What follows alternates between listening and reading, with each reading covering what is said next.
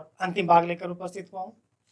आज हम इस भाग में जो आर्थिक विकास के जो क्षेत्रक हैं उनसे संबंधित चर्चा करेंगे और जो क्षेत्रक पहले 2 भागों में छूट गए थे उन क्षेत्रकों पर आज हम यहाँ पर चर्चा करेंगे।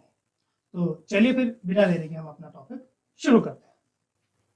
आज हम कक्षा 10 की सामाजिक विज्ञान की पुस्तक आर्थिक विकास की समझ का दूसरा चैप्टर भारतीय अर्थव्यवस्था के क्षेत्रक, इसका तीसरा भाग लेकर यहाँ पर उपस्थित हुए हैं और इसमें आज हम किन बिंदुओं पर चर्चा करते हैं, चलिए जरा इसको एक बार देख लेते हैं। तो आज जिन बिंदुओं पर हम चर्चा करने जा रहे हैं वो है संगठित एवं असंगठित क्षेत्रक, असंगठित क्षेत्रकों के श्रमिकों का संरक्षण, सार्वजनिक क्षेत्रक और निजी क्षेत्रक। आज हम इन सभी बिंदुओं पर चर्चा करेंगे। तो चलिए फिर एक एक करके इन सभी बिंदुओं को हम देखते हैं। संगठित और असंगठित क्षेत्रक है क्या? देखिए, इससे पिछले वाले भाग में हमने आपको अर्थव्यवस्था के 3 क्षेत्रकों के बारे में बताया था, प्राथमिक, द्वितीयक और तृतीयक।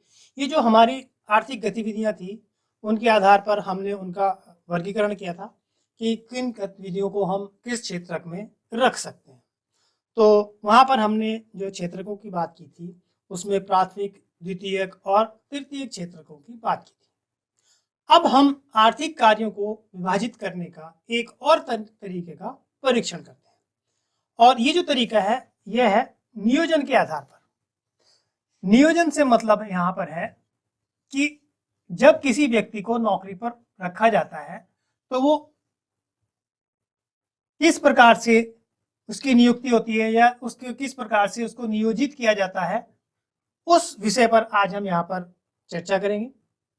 तो नियोजन के आधार पर उनके काम करने की जो शर्तें हैं वो क्या हैं, उनके क्या नियम हैं, क्या विनियम हैं, उनके रोजगार के संदर्भ में किस प्रकार का अनुपालन किया जाता है। यानी अब जो हम वर्गीकरण करेंगे वह नियोजन के आधार पर वर्गीकरण करेंगे। पिछली बार यानी जो पिछले 2 भागों में आपने देखा, जो हमारे प्राथमिक, द्वितीयक और तृतीयक क्षेत्र थे, वहां पर हमने आर्थिक गतिविधियों के आधार पर अर्थव्यवस्था के क्षेत्रकों का वर्गीकरण किया था और अब हम वर्गीकरण करते हैं नियोजन के आधार पर। तो इसको समझने के लिए हम कुछ उदाहरणों का प्रयोग करेंगे। तो सबसे पहले हम यहाँ पर बात करते हैं एक महिला जिनका नाम है कांता। तो कांता के उदाहरण से हम इसको समझने का प्रयास करते हैं कि संगठित और असंगठित क्षेत्र क्या है। तो सबसे पहले हम कांता के बारे में जानते हैं कि कांता एक कार्यालय में काम करती है। कहाँ काम करती है? वह एक किसी कार्यालय में काम करती है और वह सुबह 9:30 से 5:30 बजे तक कार्यालय में रहती है। सुबह 9:30 से शाम के 5:30 तक कार्यालय में रहती है। यानी उनकी जो काम करने की जो अवधि है वो 9:30 बजे से 5:30 बजे तक रहती है। वह नियमित रूप से, यहाँ पर ध्यान देंगे कि नियमित रूप से प्रत्येक माह के अंत में यानी मासिक वेतन पाती है। यानी वो नियमित रूप से, कभी ऐसा नहीं होता है कि उसको उस माह के अंत में वेतन ना मिले। उसको नियमित रूप से प्रत्येक माह के अंत में काम करने का वेतन प्राप्त होता है। वह वेतन के अतिरिक्त सरकारी नियमों के तहत भविष्य निधि भी प्राप्त करती है। यानी उसको वेतन तो मिलता ही मिलता है, लेकिन जिस प्रकार के सरकारी नियम हैं उस नियमों के तहत उसको भविष्य निधि भी दी जाती है। इसी के साथ उसे चिकित्सीय और अन्य भत्ते भी मिलते हैं। यानी वेतन के साथ साथ उसे अतिरिक्त सुविधाएं भी मिलती हैं। उनमें क्या है? चिकित्सा और अन्य भत्ते। यानी बीमार होने पर जो उसका इलाज है उसका उसको भत्ता मिलता है और अन्य प्रकार की सुविधाएं भत्तों के रूप में कांता को प्राप्त होती हैं।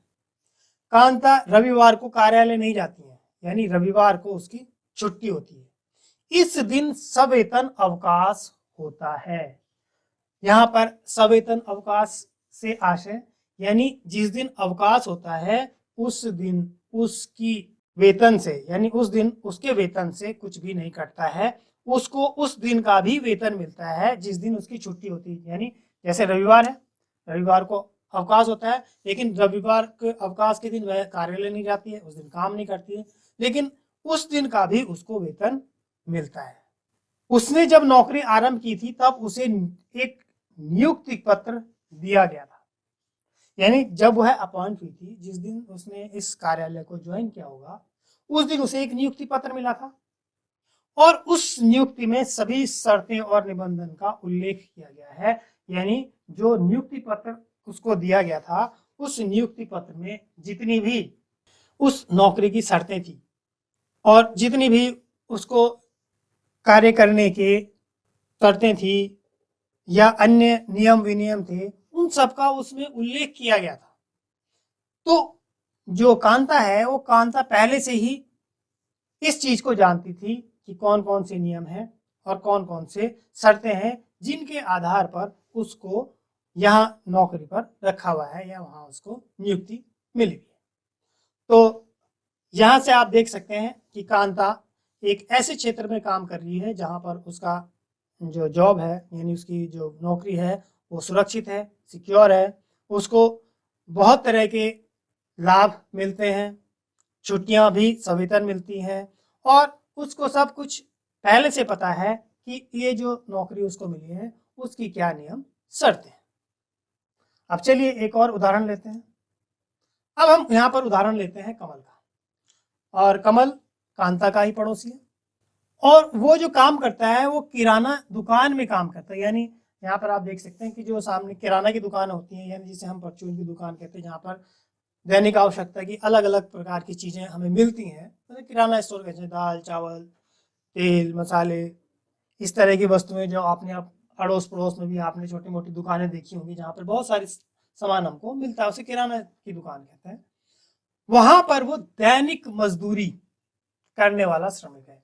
यहाँ पर देखेंगे कि वो कैसा मजदूर है, दैनिक मजदूरी, यानी उसको रोज के हिसाब से काम मिलता है, रोज के हिसाब से उसको पैसा मिलता है।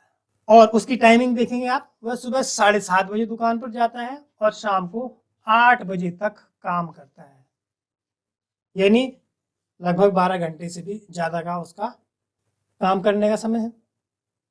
उसे अपनी मजदूरी के अतिरिक्त अन्य कोई भत्ता नहीं मिलता है। याद कीजिए, कांता उसको अपने वेतन के अतिरिक्त चिकित्सीय और अन्य भत्ते मिलते थे, लेकिन यहाँ कमल को कोई भत्ता नहीं मिलता है, यानी वह केवल अपनी मजदूरी पर ही निर्भर है, यानी उसकी मजदूरी ही सब कुछ है। और यहाँ पर देखिएगा कि जिस दिन वह काम नहीं करता है उस दिन की मजदूरी नहीं मिलती है। यानी जैसे कांता थी, कांता को रविवार के अवकाश का वेतन मिलता था, लेकिन कमल के साथ ऐसा नहीं है। कमल जिस दिन काम करता है उस दिन उसको मजदूरी मिलती है और जिस दिन वह काम नहीं करता उस दिन उसे मजदूरी नहीं मिलती। उसे कोई छुट्टी या सवेतन अवकाश नहीं मिलता। यहाँ देखने वाली बात है कि उसको कोई छुट्टी भी नहीं मिलती, यानी उसको महीने के पूरे महीने काम करना पड़ता है, और यदि कोई अवकाश लेता है तो उस अवकाश का उसे वेतन या मजदूरी नहीं मिलती है। उस दिन उसकी मजदूरी काट दी जाती है, यानी उस दिन का पैसा उसको नहीं मिलता जिस दिन वह काम नहीं करता। तो यहाँ पर देखिए आप, उसे कोई औपचारिक पत्र नहीं मिला है। जैसे कांता को एक नियुक्ति पत्र मिला था, उस नियुक्ति पत्र में उसकी नियुक्ति से संबंधित सभी नियम उपनियम शर्तों के बारे में लिखा हुआ था, लेकिन कमल के लिए ऐसा कोई पत्र नहीं है जिसमें दुकान के बारे में या नियुक्ति के बारे में कुछ क्या कहा गया हो। उसका नियोक्ता उसे किसी भी समय काम से हटने के लिए कह सकता है, यानी जो उसका मालिक है वो जब चाहे उसको निकाल सकता है। जिस दिन उसका मन किया उसने कहा जाओ कमल, आज से तुम्हारी छुट्टी, उस दिन से कमल की नौकरी समाप्त। तो यहाँ पर आपने दो उदाहरण देखे, कमल का और कांता का, कि जो कांता की नौकरी थी उसका समय भी निश्चित था, उसको भत्ते भी मिल रहे थे, उसको सवेतन छुट्टी भी मिल रही थी, उसको अन्य सुविधाएं भी मिल रही थी, साथ ही साथ उसकी जो नौकरी थी उस नौकरी में उसके नियम शर्तें सब लिखी हुई थी, और उसको कभी भी ऐसा नहीं था कि किसी भी समय उसको इस बात का डर हो कि उसे कभी भी निकाल दिया जाएगा। जबकि कमल के साथ यह था कि वह हमेशा डरा हुआ था कि उसे कभी भी उस नौकरी से निकाला जा सकता है। चलिए अब बात कर लेते हैं इनकी। तो जो संगठित और असंगठित क्षेत्र क्या है, तो जो कांता का उदाहरण आपने देखा, तो कांता एक संगठित क्षेत्र में काम कर रही थी और कमल एक असंगठित क्षेत्र में काम कर रहा था। अब ये क्या क्या है, थोड़ा सा इस पे बात कर लेते हैं। सबसे पहले हम बात कर लेते हैं संगठित क्षेत्र की। देखिए, संगठित क्षेत्र में वे उद्यम अथवा कार्यस्थल आते हैं जहां रोजगार की अवधि नियमित होती है, यानी ये नियमित रूप से कार्यरत रहते हैं। लोगों के पास सुनिश्चित काम होता है। आपने देखा कि जब कांता को नियुक्ति पत्र दिया गया था तो उसमें उसके काम की शर्तें, नियम विनियम सब लिखे थे, उसमें सब कुछ निश्चित था। तो उसको पता है कि मुझे क्या काम करना है। और ये जो क्षेत्रक होते हैं ये पंजीकृत होते हैं, यानी रजिस्टर्ड होते हैं। यहाँ पर जो नियम है उनका पालन किया जाता है। और कई सारे विनियम है, जैसे कारखाना अधिनियम, न्यूनतम मजदूरी अधिनियम, सेवानुदान अधिनियम, दुकान एवं प्रतिष्ठान अधिनियम। इस तरह की कई नियम होते हैं, विनियम होते हैं, जिनका इन क्षेत्रकों को पालन करना पड़ता है। यानी इसमें जो भी फर्म काम कर रही है, जो कार्यालय है या कोई कंपनी है या कोई कारखाना है, उन सबको इन सब नियमों का पालन करना पड़ता है जो उन पर निश्चित होते हैं। तो संगठित क्षेत्र में हम ये देखते हैं कि इस प्रकार के उद्यम हैं जहां पर काम करने की अवधि भी निश्चित है, काम भी निश्चित होता है, उन्हें सभी नियम कायदों का पालन करना पड़ता है। यहाँ पर उन्हें जितने भी अपने कामगार हैं उन सबको वो सारी सुविधाएं देनी पड़ती हैं जो सरकारी नियमों के अंतर्गत आती हैं। तो इस प्रकार का जो क्षेत्रक होता है उसको हम संगठित क्षेत्रक कहते हैं। इसके विपरीत संगठित क्षेत्रकों के कर्मचारियों को रोजगार सुरक्षा के लाभ मिलते हैं, यानी उनकी रोजगार जो होता है वो परमानेंट टाइप का होता है, यानी वो एक निश्चित अवधि का होता है। इसमें जो कर्मचारी हैं वो इस बात से निश्चित रहते हैं कि हमारा जो कार्यकाल है नौकरी करने का वह एक निश्चित है। मान के चलिए आप सामान्य तौर पर जब कोई व्यक्ति इस प्रकार के कार्यों में, यानी सरकारी कार्यों में या संगठित क्षेत्र में कार्य करता है, तो जब तक उसकी उम्र 60 वर्ष की नहीं हो जाती तब तक वह काम करता रहता है और 60 वर्ष के बाद उसको रिटायर कर दिया जाता है। और जो संगठित क्षेत्र है उनमें से एक निश्चित समय तक ही काम करने की आशा की जाती है। यदि वे अधिक काम करते हैं तो नियोक्ता द्वारा उन्हें अधिक वेतन दिया जाता है। जैसे कि हमने देखा कि जो कांता की केस में कि 9:30 बजे से 5:30 बजे तक का उसका काम करने का टाइम निश्चित था, कि अगर उसे उससे अधिक काम कराया जाता है तो उसके बदले में अतिरिक्त वेतन दिया जाता है। तो यानी कोई भी अगर कोई कंपनी है या कोई कारखाना है वो अपने यहाँ के जो कार्मिकों को अगर निश्चित समय से, यानी 8 घंटे मान के चलिए कि उससे अधिक का वो काम कराते हैं, तो जो अधिक काम के घंटों में जो उन्होंने काम किया है उसके बदले में उन्हें अतिरिक्त वेतन दिया जाता है। और जो ये संगठित क्षेत्र के लोग होते हैं, ये संगठित क्षेत्र में काम करने वाले हैं, वो नियोक्ता से कई प्रकार के लाभ भी प्राप्त करते हैं। जैसे सवेतन छुट्टी, जैसा हमने अभी बताया कि जो कांता थी उसको रविवार के दिन भी वेतन मिलता था, यानी रविवार का दिन या जो छुट्टी का दिन है उस दिन, जिस दिन वह कार्यालय में नहीं आती थी उस दिन भी उसको छुट्टी का वेतन मिलता था। अवकाश काल में भुगतान, ये जो कोई अवकाश काल होता है उसमें भुगतान मिलता था। भविष्य निधि, सेवानुदान इत्यादि पाते हैं, यानी नियोक्ता उन्हें ये सब लाभ प्रदान करते हैं। वो चिकित्सीय लाभ पाने के हकदार होते हैं। बहुत से हॉस्पिटल, सरकारी हॉस्पिटल ऐसे हैं जहां पर जो कर्मचारी हैं उनको मुफ्त का इलाज मिलता है, यानी वो इलाज उनको मिलना ही मिलना चाहिए और नियमों के अंतर्गत आते हैं। इसके अलावा कारखाने मालिक को पेयजल, सुरक्षित कार्य पर्यावरण जैसी सुविधाओं भी सुनिश्चित करना होता है। कि यदि मान लीजिए कि कोई व्यक्ति किसी कारखानों में काम कर रहा है तो वहां पर कुछ बेसिक चीजें हैं जो निश्चित होना आवश्यक है, यानी जो कारखाना मालिक है या जो भी नियोक्ता है उसको ये सब चीजें रखनी जरूरी है। इसमें पेयजल की सुविधा होगी, शौचालय की सुविधाएं होगी, जो कार्य करने का जो पर्यावरण है जहाँ पर वो काम कर रहे हैं वहां पर सब सुरक्षित होना चाहिए, किसी के जान माल को नुकसान वाला आसपास का वातावरण नहीं होना चाहिए। तो ये सारी सुविधाएं होती हैं। और जैसे कि हमने बताया कि जो कार्मिक हैं उनको लगभग 60 वर्ष तक, यानी जब तक उनकी आयु 60 वर्ष की नहीं होती तब तक वो काम करते हैं। 60 वर्ष के पश्चात, यानी 60 वर्ष की उम्र के पश्चात उनको सेवानिवृत्ति यानी रिटायर कर दिया जाता है। लेकिन जब सेवानिवृत्त होते हैं तब उनको पेंशन भी मिलती है, यानी नौकरी के बाद भी उनके जीवन यापन के लिए सुविधाएं उनको मिलती रहे, यह भी सुनिश्चित किया जाए। तो इस प्रकार का कार्य या इस प्रकार का जो वातावरण है आप संगठित क्षेत्र में देखते हैं। असंगठित क्षेत्र की हम बात कर लेते हैं। तो जो असंगठित क्षेत्रक है, अब हम यहाँ पर असंगठित क्षेत्र की बात कर लेते हैं। हमने संगठित क्षेत्रक की बात की, अब देखते हैं कि असंगठित क्षेत्रक क्या है। देखिए, असंगठित क्षेत्रक छोटी छोटी और बिखरी इकाइयों जो अधिकांशतः सरकारी नियंत्रण से बाहर होती है से निर्मित होता है। यानी आप ये देखेंगे जो असंगठित क्षेत्र है वो छोटी छोटी इकाइयां हैं। जहां बड़ी इकाइयां हैं वो तो संगठित क्षेत्र है, क्योंकि वहां पर काम करने वाले कामगार भी अधिक हैं, वहां पर जो काम का स्तर है वो भी बड़ा है।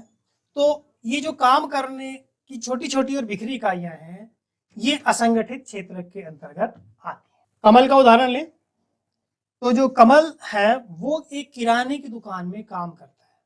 तो यानी एक छोटी सी दुकान है, यानी छोटा दुकान है जिसमें मात्र कमल ही एकमात्र काम करने वाला वहां पर श्रमिक है।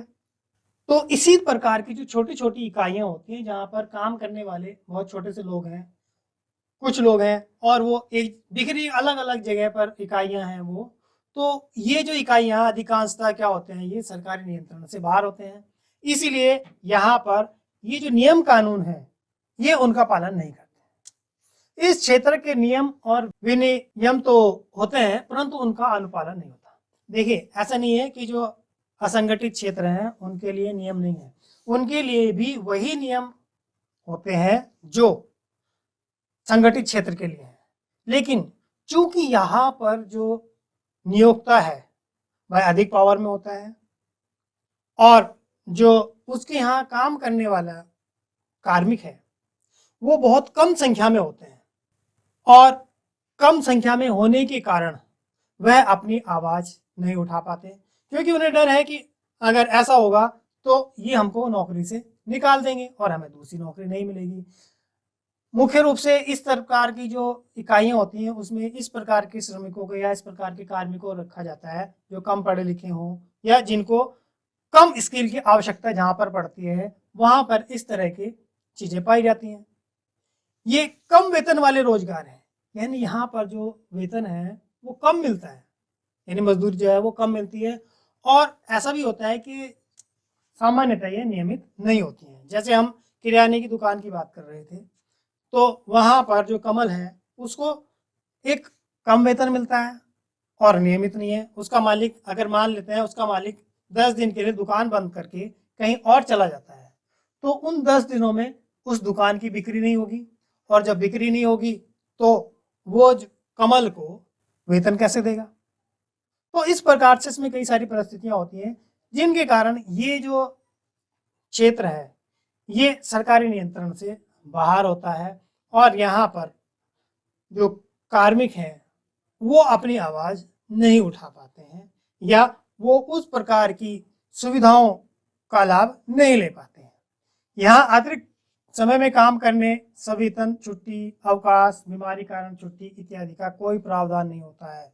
यानी जो असंगठित क्षेत्र में काम करने वाले लोग हैं तो वहां पर उनको छुट्टी के लिए कोई पैसा नहीं मिलता, कोई अवकाश दे नहीं होता। बीमार के कारण अगर आप छुट्टी ले रहे हैं तो वहां पर भी जो नियोक्ता है उनको कोई सुविधा नहीं देता, यानी इन सब चीजों का कोई प्रावधान नहीं होता है।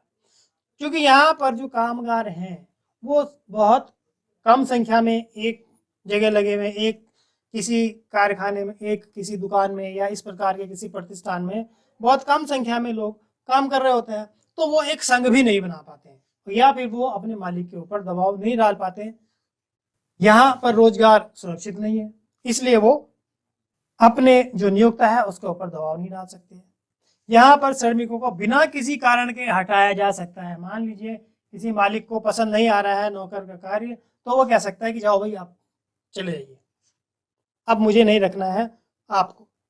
तो यहाँ पर जो रोजगार है वह सुरक्षित नहीं होता है।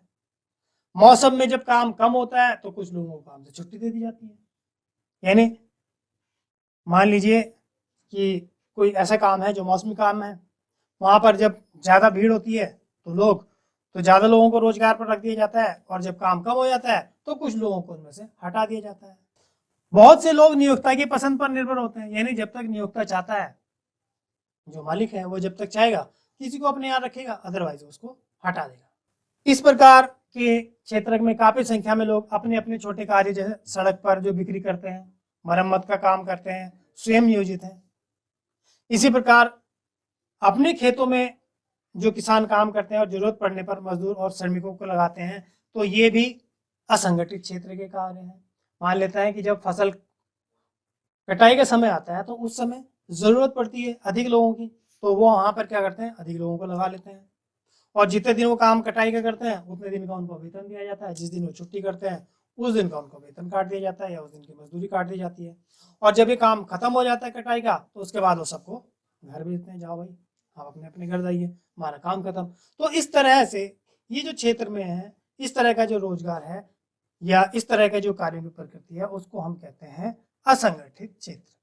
अब जो असंगठित क्षेत्र है उसके श्रमिक वो अक्सर रोजगार के लिए परेशान रहते हैं, यानी उन्हें अक्सर 2 जून की रोटी के लिए परेशान होना पड़ता है। तो इनका संरक्षण कैसे हो? ये जो लाचार लोग हैं जिन्हें समय पर वेतन नहीं मिल रहा है, और वेतन न मिलने के कारण या मजदूरी न मिलने के कारण या रोजगार न मिलने के कारण वो अपनी जो जीविका है, अपना जीवन यापन करने में बड़ा कठिनता महसूस कर रहे हैं। तो इनका जो संरक्षण है वो बहुत आवश्यक है कि इनका संरक्षण हो। लेकिन संरक्षण कैसे हो? इस ग्रामीण क्षेत्रों में मुख्य रूप से जो भूमिहीन कृषि श्रमिक हैं, छोटे और सीमांत किसान हैं, फसल में बटाईदार हैं, कारीगर हैं जैसे बुनकर है, लोहार है, बढ़ई है, सुनार है, ये सब लोग असंगठित क्षेत्र में हैं। और भारत में लगभग 80% ग्रामीण छोटे और सीमांत किसानों की श्रेणी में आते हैं। यानी अधिकतर जो कृषि श्रमिक हैं या जो ग्रामीण हैं वो मोस्टली क्या है, छोटे किसान हैं या सीमांत किसानों की श्रेणी में आते हैं। और इन किसानों को समय से बीज चाहिए, खेती करने के लिए उपकरण चाहिए, पैसा चाहिए, भंडारण की सुविधा चाहिए, और इनको मार्केटिंग की सुविधा चाहिए। तो इनको ये सब चीजें उपलब्ध कराने की जरूरत है। जब ये सब चीजें उपलब्ध होंगी तभी इनका संरक्षण हो पाएगा। तो अब बात करते हैं यहाँ पर जो शहरी क्षेत्र में जो असंगठित क्षेत्र है, यहाँ पर आप देख रहे हैं कि ये एक कुली है जो सामान ढोने का काम करता है रेलवे स्टेशन या बस स्टेशनों पर। तो इनका काम भी, जब इनको कोई सवारी मिलेगी जो इनसे इनकी सेवा लेना चाहेगी तो वो इनको पैसा देगी, मजदूरी देगी। अदरवाइज अगर इनको कोई काम नहीं देगा तो इनके भूखे रहने की नौबत आ जाती है। तो शहरी क्षेत्रों में असंगठित क्षेत्र मुख्यतः लघु उद्योगों में श्रमिक हैं, निर्माण में, व्यापार में और परिवहन में कार्यरत आकस्मिक श्रमिक, और सड़क पर विक्रेताओं का काम करने वाले लोग, सिर पर बोझा ढोने वाले लोग, जैसा आप यहाँ पर देख सकते हैं, श्रमिक, वस्त्र निर्माण करने वालों, कबाड़ उठाने वालों को आपने देखा होगा। ये सब लोग शहरी क्षेत्र में, ये असंगठित क्षेत्र के लोग हैं। लघु उद्योगों को भी कच्चे माल की प्राप्ति और उत्पाद के विपणन के लिए सरकारी मदद की आवश्यकता होती है। आकस्मिक श्रमिकों को शहरी और ग्रामीण दोनों क्षेत्र में संरक्षण दिए जाने की जरूरत है। यानी चाहे वो शहरी क्षेत्र के श्रमिक हो, चाहे वो ग्रामीण क्षेत्र के श्रमिक हो, उन सब को संरक्षण दिए जाने की आवश्यकता है। यानी उनका जो रोजगार है उसको इस प्रकार से बनाया जाना, या उनको इस प्रकार की सुविधाएं देना कि उन्हें नियमित रूप से रोजगार प्राप्त हो, नियमित रूप से आय प्राप्त हो, ताकि उन्हें भूखमरी वाली स्थिति या बेरोजगारी वाली स्थिति का सामना न करना पड़े। तो हम ये भी जानते हैं कि जो सामाजिक दृष्टि से देखा जाए तो जो बहुसंख्यक श्रमिक हैं वो अनुसूचित जाति, जनजाति, पिछड़ी जातियों में से हैं।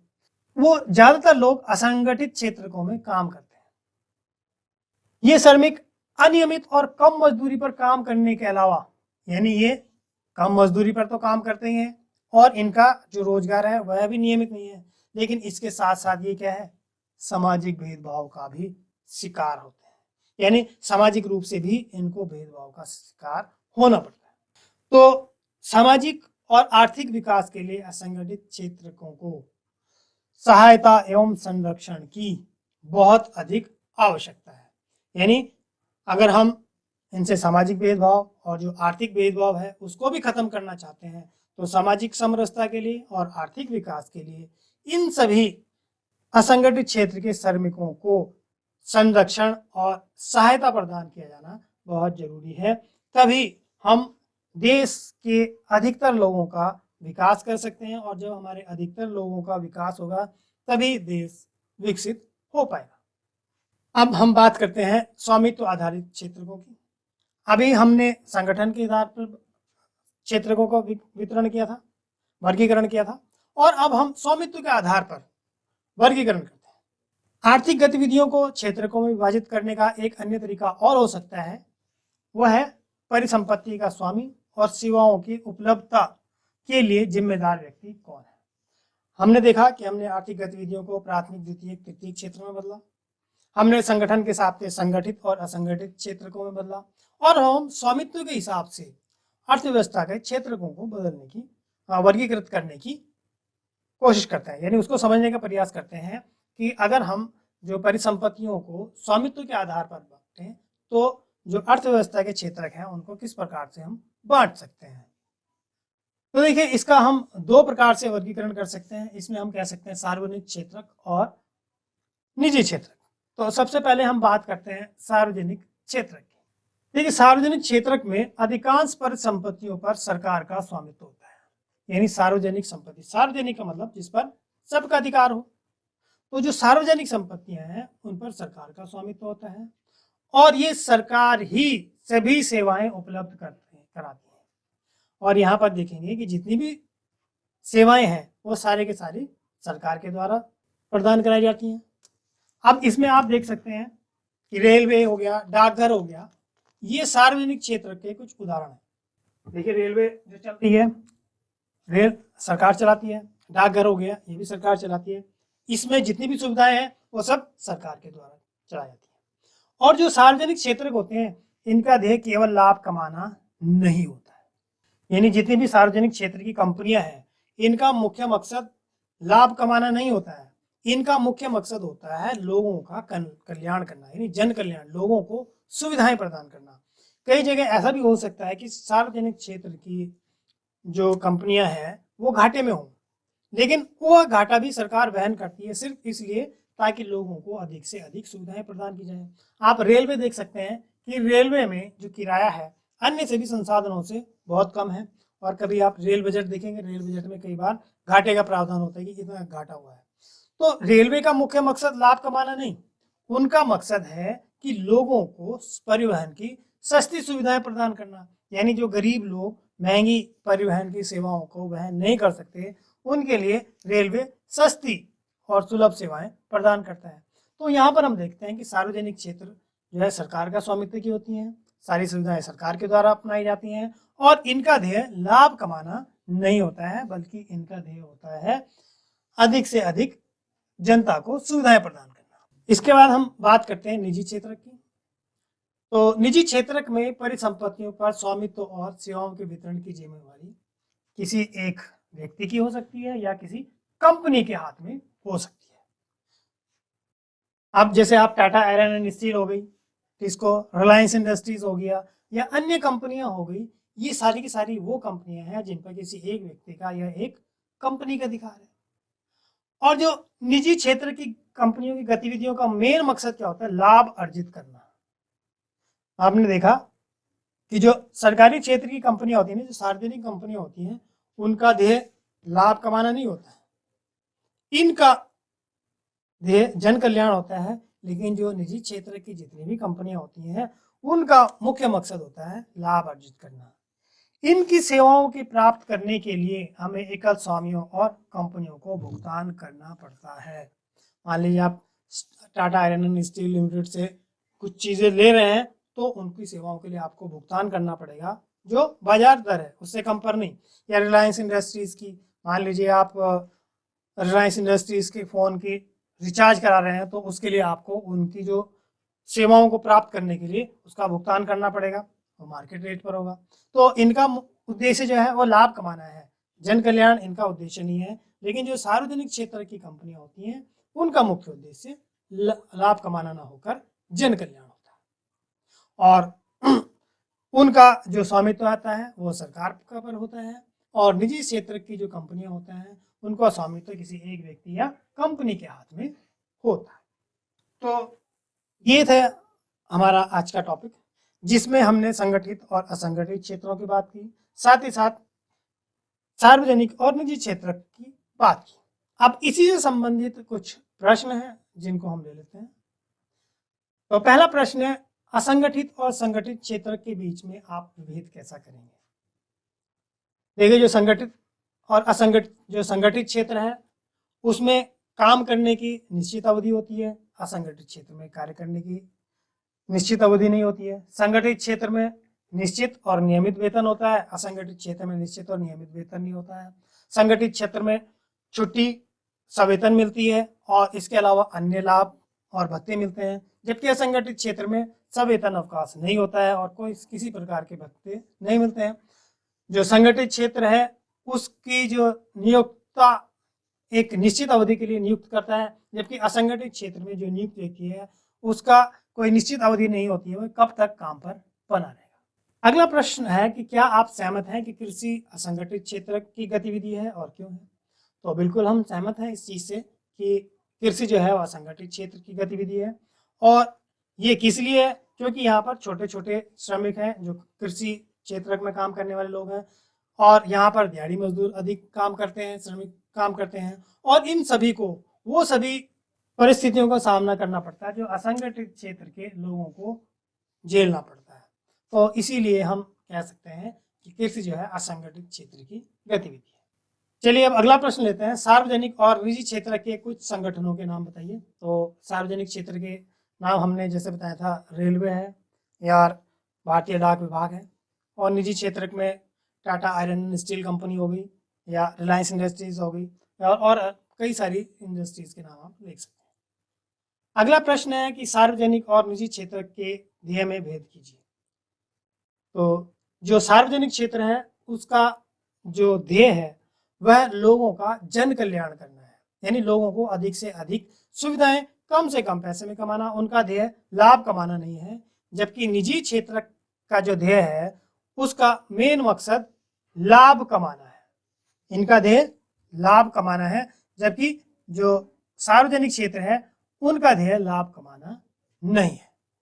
चलिए, एक अभ्यास कार्य है आपके लिए कि संगठित क्षेत्र में नियमित काम करने वाले एक व्यक्ति और असंगठित क्षेत्र में काम करने वाले किसी दूसरे व्यक्ति से बात करें, सभी पहलुओं पर उनकी कार्य स्थिति की तुलना करें।